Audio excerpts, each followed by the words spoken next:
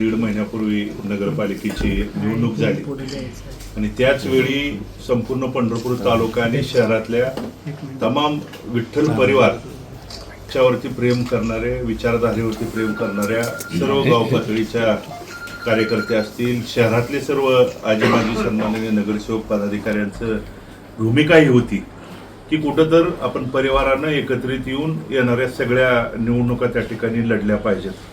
आणि त्या दृष्टिकोनातनं नगरपालिकेच्या वेळी सुद्धा आमच्या त्या ठिकाणी चर्चा बैठका त्या दरम्यान झाल्या आणि जे काय आमच्या परिवारातलं एकत्रित येऊन लढण्याच्या बाबतीत आम्ही एकत्रित पण आलो. त्यानंतर काही भूमिका झाल्या हे आपल्याला सगळ्यात श्रुत आहे. त्यानंतर देखील आम्ही आमच्या परिवारातल्या एकमेकांचं चर्चा असतील, एकमेकांच्या जी हितगुज ठेवून नगरपालिकेची निवडणूक यशस्वी करण्यामागं विठ्ठल परिवाराने सगळ्याच त्याच्या पाठीशी असणारी नेते मंडळी सगळ्यांनी साथ देऊन ही नगरपालिकेची निवडणूक जिंकली. त्यानंतर आज जिल्हा परिषद पंचायत समितीच्या निवडणुका सुरू आहेत.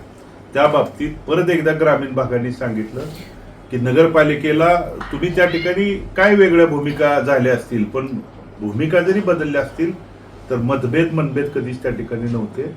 या झेडपीला तुम्ही एकत्रित येऊन लढलं पाहिजे, एकत्रित आलं पाहिजे, तरच नगरपालिकेसारखी पंचायत समिती आणि जिल्हा परिषदमध्ये काम करणाऱ्या लढणाऱ्या कार्यकर्त्याला बळ मिळेल, ताकद मिळेल. या दृष्टिकोनातनं एकत्रित येण्याच्या बाबतीत मग दिलीप बापू असतील, नागेश काका असतील आणि तालुक्यातले असंख्य अनेक वडीलधारी प्रमुख पदाधिकाऱ्यांनी यासाठीचा आग्रह अट्टास होता आणि त्या बाबतीत आम्ही उद्याची जिल्हा परिषद पंचायत समितीची निवडणूक एक दिलानं एकत्रित येऊन परिवार म्हणे एक संघपणे येऊन लढवण्याचा निर्णय त्या ठिकाणी घेतलेला आहे.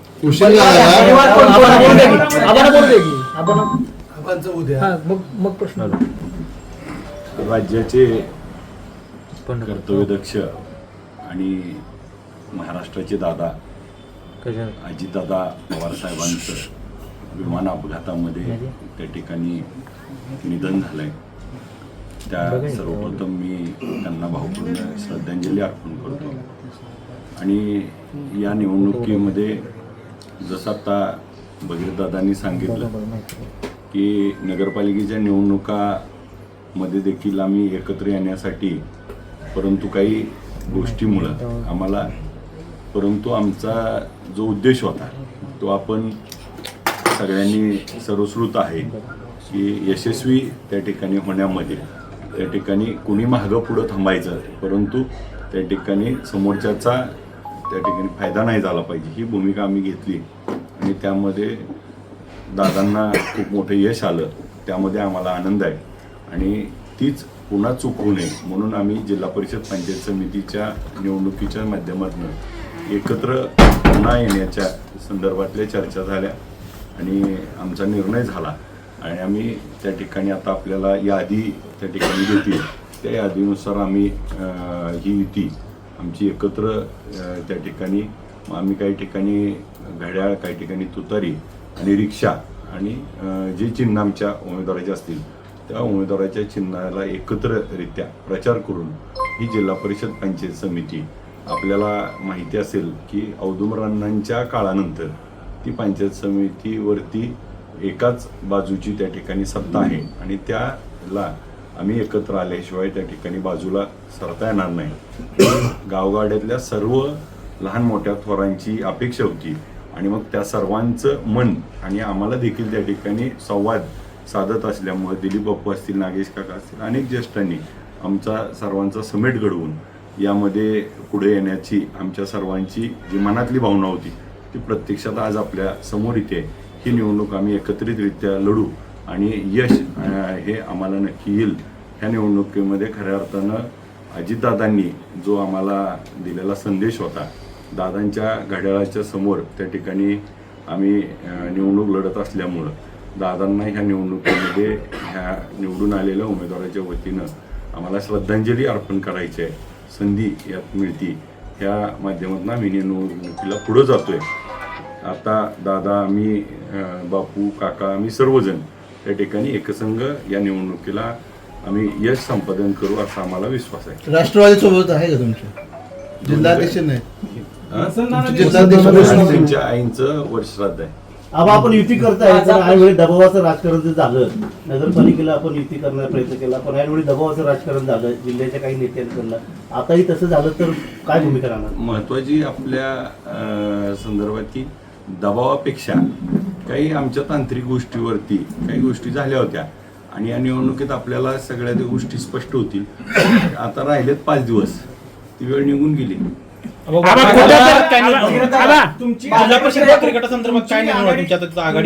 करण्याची पण वेळ निघून गेली. 5 दिवसामध्ये तुम्ही पोहोचू शकाल एकत्र? नाही, मुळामध्ये कधी कधी आपली इष्टी जर हुकली तर आपण पळत जाऊन पण धरतो, परंतु आपल्याला ज्या ठिकाणी जायचंय त्या ठिकाणी जाण्याचा जर आपण एकमेकाला हात दिला तर एक जणानं पुढे इष्टीत असला तर मागच्यानं हात दिला असं घेऊन पण जाऊ शकतो. उशीर जरी झाला असला रुमाल बी टाकून ठेवला होता. त्यामुळे कुठल्या जागेवर आलाय सर वाखरीमध्ये आणि भोसेमध्ये भगीरथ दादा तुमची भूमिका काय असणार आहे? गणेश दादांची आई आहे भोश्यामध्ये आणि कल्याणरावांची सून आहे. नाही, वाखरीमध्ये मुळात तीर्थक्षेत्र विकास आघाडीकडून पण उमेदवारी त्या ठिकाणी भरली गेली होती, अभिजिताबांच्याकडून पण भरली गेली होती.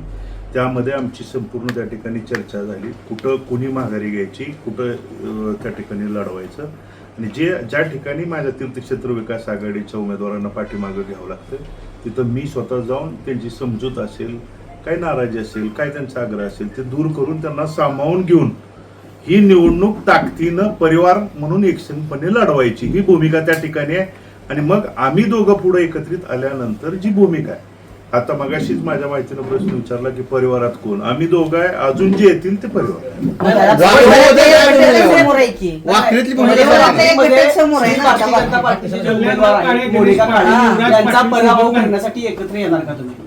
आम्ही उमेदवार दिलेत, आता ते आम्ही एकत्रित आलोय म्हणल्यानंतर आमच्या उमेदवाराचाच आम्ही प्रामाणिकपणे विजयासाठी प्रयत्न करणार.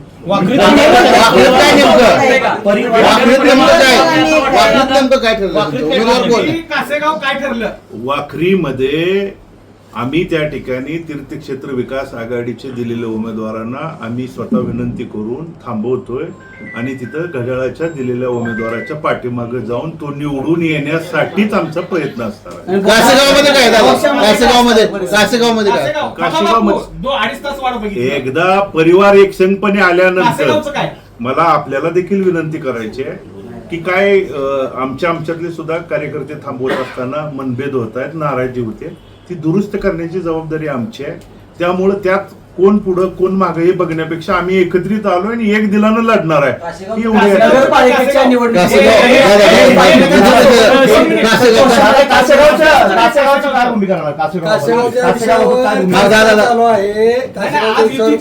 आजची घोषणा झाली, कासेगावचं काय करणार? कासेगावच्या विषयावर चर्चा चालू आहे. संध्याकाळपर्यंत तुम्हाला त्याची आम्ही माहिती देऊ. वसंत नाना तुमच्या ह्याच्यामध्ये होते, ते आज नाही तिथं. नानांच्या आईंचं वर्षात आहे. त्याला आम्ही पण माहिती घेतली, त्यांचा उमेदवार स्वतः त्यांनी दिलेला आहे. तो उमेदवार पाठिंबा देणार का, किंवा ती जागा कुणाला सुटली तुमच्या दोघांच्या आघाडीमध्ये? आज ती चर्चा होईल. चर्चा करून तुम्हाला कळलं जाईल ना. 4 दिवस राहिले बाबू. हो झाले की आता काय तुझ्या अजून नेत्यांचं मनोमिलन झालं, उमेदवाराचं झालं नाही का? असं म्हणावं. आता तुम्हाला दमच नाही का नाही? बापू नाही, एक मिनिट काय म्हणतोय, सर्व नेत्यांचं मनोमिलन झालंय. एक विषय असा आहे, आपण सगळ्यांनी, मला असं वाटतंय की आपण सगळे या पंढरपूर तालुक्यातले शहरातले नागरिक आहात आणि आपल्या देखील सगळ्यांपैकी अनेकांनी आमच्याकडे व्यक्तिगतरित्या इच्छा व्यक्त केली की आपण एकत्र यायला पाहिजे, असं खाजगीत आपण बोलायला आहात. आता योग आलाय तर त्या योगाला योगायोगानं पुढे न्यावं आणि एक सकारात्मक दृष्टीनं आपण जर हा विषय बघितला तर नक्की अडचणी आहेत का, तर 100% आहेत. का तर थोडी वेळ पुढे गेली, ती वेळ आम्हाला दुरुस्त करायसाठी वेळ पाहिजे आणि आता घड्याळाची वेळ आमच्या सोबत आहे. तालुक्यात किती ठिकाणी मिटले आपलं? कल्याणराव काळे, गणेश पाटील आणि युवराज पाटील हे परिवारात नाहीत, मग विठ्ठल परिवार फुटला म्हणायचं का? विठ्ठल परिवारात फूट पडली का दुबागलाय? काय म्हणायचं? ते म्हणतात विठ्ठल परिवार आमचा आहे, तुम्ही म्हणता विठ्ठल परिवार तुमचा आहे. विठ्ठल परिवार कोणाला प्रश्न विचारता स्पेसिफिक ते करा, तू उत्तर देतो. दादा तुमच्या सोबत आजपर्यंत कल्याणराव काळे, गणेश पाटील आणि युवराज पाटील होते. आज सोबत नाही तर काय म्हणायचं ह्याला? विठ्ठल परिवार गेले 30-40 वर्ष झालं एका विचारधारेला धरून आहे. त्या विचारधारेशी मी त्या ठिकाणी ठामपणे आहे. नगरपालिकेच्या वेळी सुद्धा ठाम आहे, आज सुद्धा ठाम आहे. विठ्ठल परिवार विचारधारेपासून विठ्ठल परिवारातले नेते कोण बाजूला गेलंय हे तालुक्यातले लोक ठरवतील आणि उद्याच्या निवडणुकीच्या मतदानामध्ये आशीर्वाद देऊन निकाल देतील. मी आज जे 30-40 वर्ष झालं विठ्ठल परिवार कुणाशी लढतोय, कुणाशी त्या ठिकाणी हा परिवार, इथली पंचायत समिती, जिल्हा परिषद, नगरपालिका, आज आमच्या परिवारातले जे जुने 40 वर्षापासूनचे जे नेत्याचे जर इतिहास बघितला तर त्या नेत्यांचा इतिहास इथल्या परिवारातल्या सगळ्या कार्यकर्त्याला माहित आहे आणि त्याच विचारधारेशी आम्ही प्रामाणिक आहे. कोण बाजूला गेलंय ही तालुक्यातली जनता.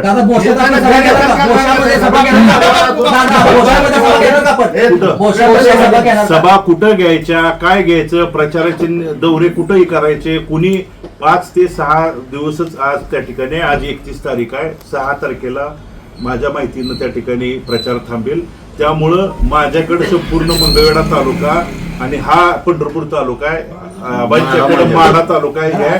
त्यामुळं कुणी कुठला भाग घ्यायचा, कुठं प्रचार सभेला जायचं हे आमचं त्या ठिकाणी एकत्रितपणे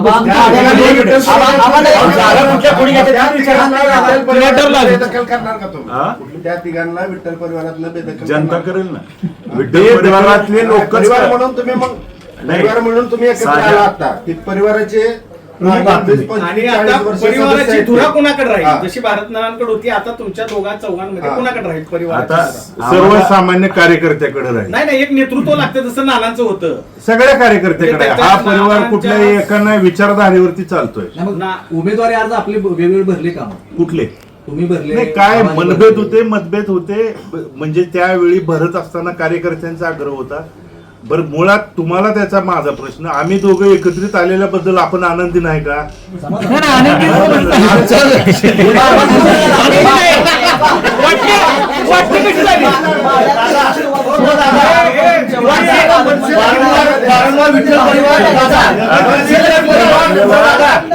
परिवार एकत्र करायला वारंवार दिलीप बापू प्रयत्न करताय, मनसे प्रयत्न करताय.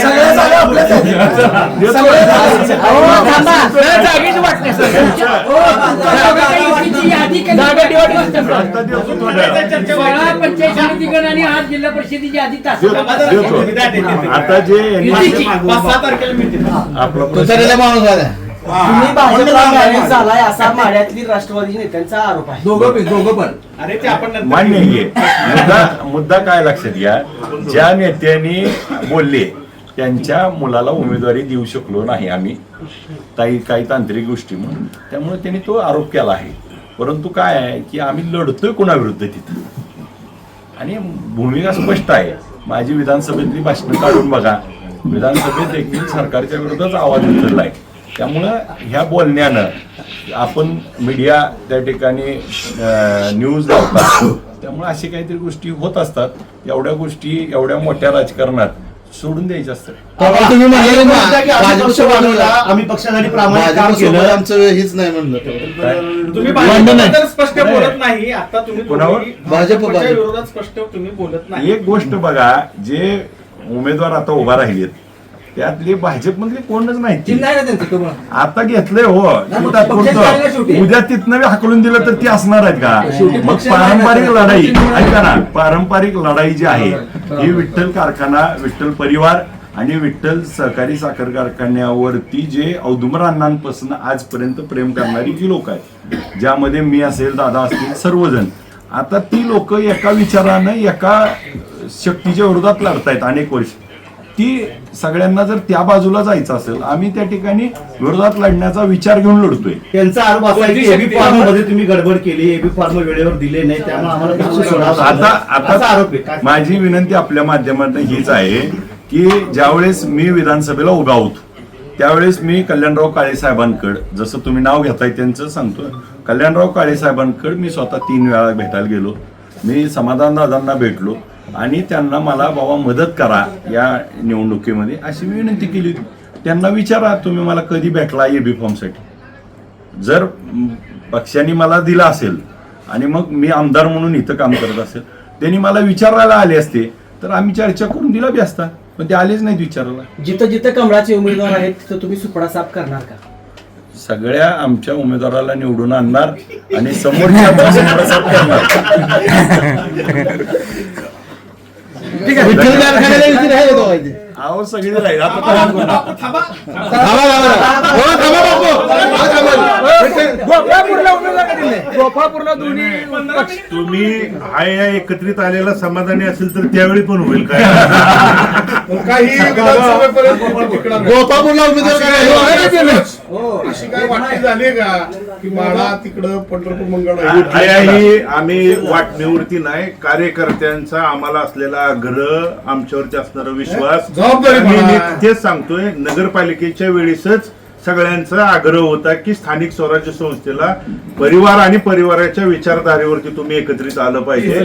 त्यावेळी सुद्धा आमच्या चर्चा झाल्या होत्या, आपल्याला सगळ्या त्या गोष्टी ज्ञात आहेत. आपल्याला सुद्धा काही घडामोडी घडल्या त्यावेळी झालेले पुढे मागे असतील, पण आम्ही ही निवडणूक एकत्रितपणे लढणार. आणि तुमच्या प्रश्नाचं उत्तर, मी माड्याला सुखी आहे, मी माड्यालाच असणार आहे. त्यामुळे काय काळजी करू नका. माझं ठरलेलं आहे. मी तिथं आमदार आहे त्यामुळे मी आबासाहेब आतापर्यंत विठ्ठल परिवारात नव्हते असे अनेक भाषणं झाली आहेत. त्यावेळेस टीका टिप्पणी झाली की अभित पाटील हे विठ्ठल परिवारातले नेतेच नाहीत असं झाले. कोणी केली टीका?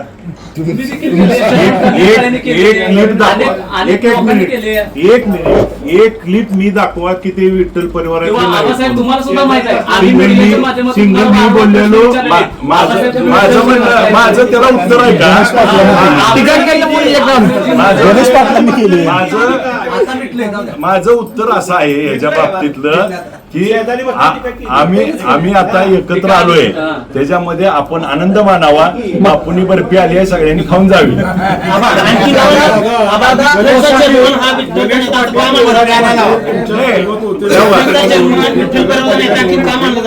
मला काय म्हणायचं ऐका, एकत्र गणेश पाटील, युवराज पाटील तुमच्या विधानसभेच्या निवडणुकीत सोबत होते. निवडणुकीत गणेश मी पाटील काय सांगितलं, मी परिवाराच्या विचारधारेसोबत आहे. आज हा विठ्ठल परिवार कुणाशी लढत आला हे 40 वर्ष त्या ठिकाणी माहित आहे. आणि त्या परिवाराच्या विचारधारेचे आणि कार्यकर्त्याचं जे म्हणणं आहे की परिवाराने एकत्रितपणे येऊन लढलं पाहिजे, या भूमिकेशी मी ठाम आहे. आणि मी माझ्या जागेच आहे. जागा कोण सोडली, कोण बाजूला गेलं हे तालुक्याला माहिती. बरं, एक शेवट 8 गट आणि 16 गट कुणाच्या वाट्याला? 8 ने 7च. ऐका ना. गोपाळपूरला 22. त्याची जी यादी आहे ती थोड्या तुम्हाला सगळ्याला मिळून जाईल. साहेब तुम्ही 1ला तुम्ही पत्रकार परिषद घेतली. ऐका माझं पूर्ण होऊ द्या. तुम्ही 2:30 वाजता आले, पण आम्ही तोपर्यंत त्याबद्दल दिलगिरी आहे. नाही हो, दिलगिरी बद्दलचा विषय नाही.